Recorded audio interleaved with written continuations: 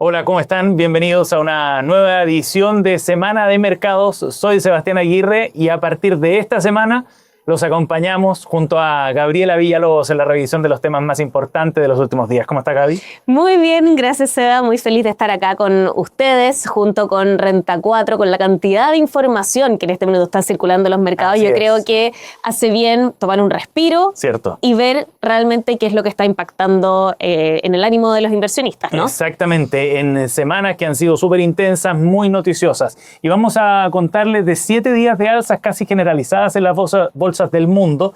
Y vamos a ordenar de alguna manera ese movimiento, entender qué es lo que hay detrás y sobre todo ir separando el ruido de lo que de verdad mueve a los mercados. Y vamos a partir por los números porque fueron contundentes en Estados Unidos según los cierres de la semana. El Nasdaq subió cerca de un 5,2% y el Standard & Poor's avanzó en torno a un 3,6%, cerrando el viernes en máximos históricos. Sí, y no nos olvidemos del Dow Jones, que sumó alrededor de un 3%, también tocó un nivel récord en jueves, pero esto no solamente sucedió en Estados Unidos. En Europa, el Eurostoxx subió cerca de un 2,6%, el DAX en Alemania avanzó 2,7%, el CAC francés 2,4%, el IBEX en España un 2% también, y en Asia el Nikkei japonés subió en torno al 1,9%. Exacto. En general fueron números positivos. La excepción quizás fue Corea, como ha sido la tónica en las últimas semanas. El Kospi retrocedió cerca de un 5% en los últimos días. Y ahí hay una clara lección en lo que están leyendo los mercados, ¿no? Exactamente, una caída semanal fuerte. No está borrando un ciclo, hay que pensar en eso. El Kospi todavía tiene una ganancia en lo que va de 2026 y lo que vemos parece haber sido una corrección de esos excesos previos, ¿no? No hay un cambio de tendencia, al parecer, por ahora. Es una distinción que conviene siempre tener a mano. Claro que sí. Y bueno, lo más llamativo de la semana, sin duda, estuvo en ciertas acciones puntuales. Y acá hay una advertencia que es importante. Hablamos de compañías individuales entonces, no del mercado completo. Palantir, por ejemplo, habría subido cerca de un 40% en la semana tras sus resultados. Microsoft en torno a un 16,5%. Y Nvidia, una de las acciones estrella del último tiempo, un 11,5%. Bueno, y a eso se suman Broadcom con un 10%, Oracle con alrededor de un 13,2% de alza y Micron con 6,6%. Son avances que son considerables para apenas 5 días. Y justamente por eso hay que contrastarlas con los datos oficiales también, siempre, ¿no? Claro, porque llaman muchísimo la atención estos avances. Bueno, vamos al fondo de este asunto. ¿Qué es lo que está moviendo a las bolsas y a los mercados por estos días? Hay a lo menos 4 fuerzas que podríamos identificar. Exactamente. Y la primera, sin duda, es la geopolítica, que en realidad ha sido la que ha estado marcando el ánimo de los inversionistas, no solamente este año, en realidad, sino que hace un buen tiempo. Pese a la sensación de caos, al parecer el entorno está un poco más contenido de lo que parece. Hay una caída fuerte en el petróleo, que está ligada a las expectativas de un acuerdo entre Irán y Estados Unidos, con el barril de WTI bajando cerca de un 8% durante la última semana. Que ha sido un determinante en estos días. Aunque hay que poner una nota de cautela, eso sí, el estado de cualquier negociación con Irán es muy sensible, es frágil, es cambiante por lo mismo, y hay que ver bien eso antes de afirmarlo en términos más concretos y de más largo plazo. Ahora, la segunda fuerza son los resultados corporativos, y este quizás es el punto más sólido en términos de los datos duros que aportan. Sí, exactamente. Bueno, hasta fines de julio, cerca del 86% de las empresas que ya habían reportado superaron las expectativas del consenso, tanto en utilidades como en ingresos por acción. Y eso es un porcentaje bastante alto. Si se confirma esa tendencia, bueno, el optimismo está en realidad en buena parte respaldado. Claro que sí. Aunque no todo se celebró por igual, porque los resultados de varias firmas, sobre todo ligados a la inteligencia artificial, fueron buenos en lo numérico, pero otras, como los resultados de SanDisk, por ejemplo, tuvieron una recepción más bien fría de parte del mercado. Buen recordatorio entonces de que un buen balance no siempre garantiza que las acciones de esa empresa suban. Sí, exactamente. Bueno, la tercera fuerza es la macro. Y aquí el mensaje es un poquito más matizado. Por un lado, hay preocupación por la inflación y por otro, hay señales claras de una desaceleración. Un PIB del segundo trimestre débil, aquí estamos hablando de Estados Unidos todavía, y un informe de empleo de julio que habría mostrado una destrucción de unos 23.000 puestos de trabajo, y eso sorprendió también muy negativamente al mercado. Claro, con el dato que conocimos hace algunos días atrás. O sea, la economía se enfría por el lado del consumo, derivado de esos datos laborales, y frente a eso el análisis apuesta a que el motor de crecimiento entonces pase a ser la inversión en inteligencia artificial. Ojo con eso, es una proyección sobre el futuro y no un hecho sólido. Exactamente. Bueno, y la cuarta fuerza, acuérdense que llevamos en las tres, primero estuvieron los resultados, está la geopolítica, está la tecnología y ahora está la liquidez. Existe una idea bastante cierta de que sigue habiendo dinero abundante en el sistema. Y eso se describe en general como una intervención estadounidense para que el yen japonés no se siga debilitando.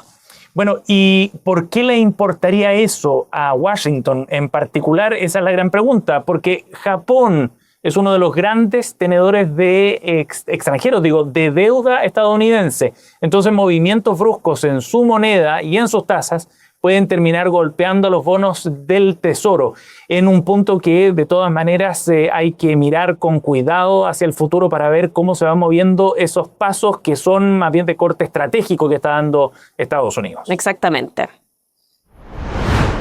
Y llegamos al debate de fondo, que es el que está en todas las conversaciones últimas en los mercados. Hay quienes esperan un desplome. Está el inversionista Michael Burry, por ejemplo, que es muy conocido por haber anticipado la crisis del 2008, y él ha vuelto a advertir públicamente sobre un posible techo del mercado y un desplome, un crash comparable al de octubre de 1987 incluso. Es una voz que merece respeto por ese historial que incluso llegó al cine en alguna película, pero seamos honestos con la audiencia de todas maneras. Es una advertencia aún de un inversor reconocido, una opinión sobre el futuro, no, por supuesto, un pronóstico infalible, no los hay en el mercado. Los mercados de hoy día no son ni los de 1987 ni tampoco los de 2008. Exactamente. De hecho, hay lecturas alternativas. Hemos hablado de estas cuatro fuerzas de los mercados también que siguen estando presentes. Así que, al parecer, estamos en una fase de consolidación finalmente de estos resultados de digestión en sectores puntuales. Hay todavía bastante ánimo en el área de los semiconductores, de la tecnología. Al parecer no estamos ante un colapso generalizado. De hecho, en este minuto estamos viendo nuevamente máximos históricos en algunos indicadores como el Dow Jones, el Standard & Poor's, y con caídas fuertes de algunas empresas de microchips. Bueno, y algo muy importante también, hasta esa visión optimista admite que no cabe esperar un alza como la de 2025, que el contexto es muy distinto, que ha cambiado por estas fuerzas que describíamos y que lo más probable entonces es una fase más bien de consolidación, no un nuevo tramo alcista tan claro. Exactamente. Hay motivos para entender en realidad o argumentos para entender una corrección, pero todavía están estas fuerzas que podrían seguir impulsando a los mercados. O sea, la síntesis sería ni euforia ni pánico, más bien prudencia siempre bien informada. Bueno, miremos ahora hacia adelante, Seba, porque la semana que viene va a traer también datos muy relevantes. Sí. El principal es el de inflación de Estados Unidos, el IPC de julio. El mercado está esperando una cifra en torno al 3,4% anual, una baja bastante leve frente al 3,5% de junio y una mejora más marcada respecto del 4,2% de mayo.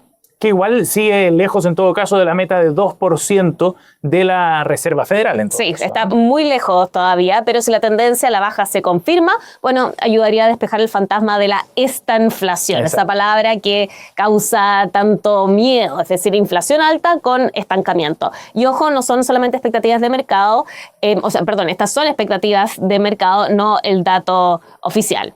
El número se va a estar dando a conocer en los próximos días. Exacto. Bueno, ¿qué más tenemos en el radar hacia adelante? Yo destacaría un par de cosas más. Las ventas minoristas también de julio en Estados Unidos que nos van a decir cómo viene el consumo, y el índice de sentimiento del consumidor de la Universidad de Michigan, que es un buen termómetro también del ánimo que tienen los hogares. Y a nivel corporativo hay resultados a seguir específicamente, como los de Lumentum, por ejemplo. Exactamente, y un indicador que conviene tener siempre a la vista es el VIX, el índice de volatilidad, que cerró la semana pasada por debajo de los 15 puntos, es decir, claro, en un nivel de calma. Por ahora al menos. ¿Qué se traduce entonces en que el mercado por ahora no está anticipando turbulencias que estén a la vuelta de la esquina, básicamente? Exactamente. Mientras se mantenga bajo, es señal de tranquilidad. Si sube con fuerza, bueno, ahí hay que encender las alertas.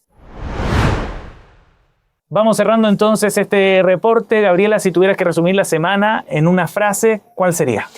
A ver, con lo que hemos estado viendo en los últimos tiempos, mercados fuertes pero maduros, el ciclo sigue en pie según una buena parte del análisis, aunque al parecer con menos combustible que hace un año y todavía con muchos datos que tenemos que digerir. En un año que ha estado particularmente noticioso además y con harta volatilidad, me quedo con esta palabra de la semana también: criterio, informarse bien siempre, distinguir el dato respecto al pronóstico y tomar decisiones al final con cabeza fría. Bueno, con eso cerramos esta edición de Semana de Mercados. Hasta la próxima semana, nos vemos.